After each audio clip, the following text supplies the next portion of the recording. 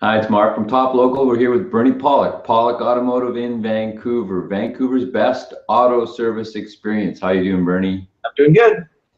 So we're talking about a 2011 Subaru WRX STI. Has a lot of digits. What was going on with this vehicle? This vehicle was brought to us by a used car dealer who's exporting the vehicle to the U.S. for sale. And one of the requirements of the vehicle to export to the U.S. is it has to have a tire pressure monitoring system in it, which this vehicle doesn't. In the Canadian market, you don't need a tire pressure monitoring. It was never sold with it, but in the U.S., you do need to have that. So we had to do a custom installation on that. So that sounds like it might be quite a bit of complicated stuff to do to install that. Is that right? It was. It's something.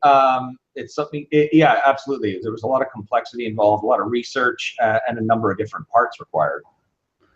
So had you ever done this kind of a service on a Subaru previously? We have never done this on a Subaru. The only vehicle we did, it was many years ago, we put a tire pressure monitoring system in a Volkswagen, and at the time it was okay to export it with an aftermarket system with a dash mounted unit, but that's no longer allowed. It has to be exactly like original. So yeah, we've never done anything like this. It was definitely a first time. So what's involved in installing a TPMS on this WRX Subaru? Well, there's a number of parts and a lot of rewiring and a lot of research. Before anything happened, we had to do a lot of research to figure out what parts were needed. So I'll just show a few pictures here of a couple of items. There is a photo of our nice STI WRX, nice high performance, fast moving turbo all-wheel drive machine. This is looking at the wiring of actual module. This is the tire pressure, the TPMS module. This is one of the main components we had to install, and we had to purchase this module. This is sold in the US. It does tire pressure monitoring and keyless entry. Whereas the one in Canada, there's a module there, but it only does keyless entry. The other thing we came across is the wiring connector. In the Canadian model, it's a small connector with 3 wires. This one is a 12-pin plug. This is the US model, 12-pin plug with 7 wires. So we had to acquire that from an auto wrecker as well, and then figure out how to wire that all in.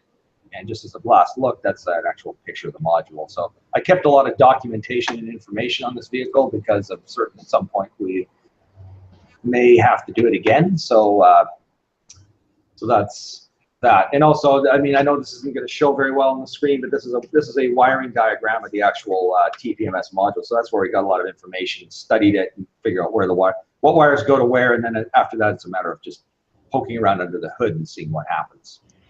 Okay, that sounds like a lot of work so far. What happened next? Yeah, so basically, the lot of work includes. The other item I didn't mention is we had to install a tire pressure monitoring sensor in each wheel. So that we did that, we put the module in, figured out all the wiring, wired it all up, and the next step is to actually program the sensors to the computer. So we have a tool to do that, so we did that, plugged it all in, and of course I'm saying a little prayer, and it all worked really well. So just like it was in there from the factory. Sounds like a great success story, and the car was exported successfully to the United States. Yeah.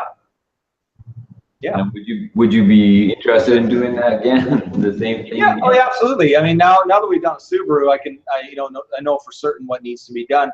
One other thing I didn't mention is that the instrument panel need to be replaced in a mile per hour, with a mile per hour format, reprogrammed, and the owner of this vehicle happened to have some connections and knew someone who did that kind of electronic programming. So this is another thing that needs to be done that I didn't mention that we didn't do, but he had taken care of. So that helped out too, because the tire pressure monitoring light doesn't switch on in a Canadian car, so that had to be function. But yeah, it's absolutely something we can do.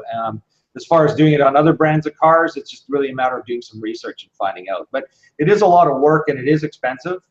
So if you're interested and you're in the Vancouver area, call me and I can give you a quote or a guesstimate, because we never know until we get into it as to what it will cost.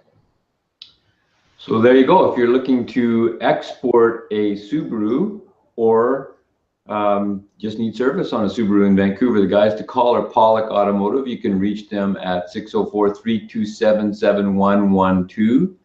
to book. You must book ahead. They're busy. Or check out their website, pawlikautomotive.com. We've got 5 years worth of videos on there, or our YouTube channel, Pawlik Auto Repair. Thanks, Bernie. Thanks, Mark.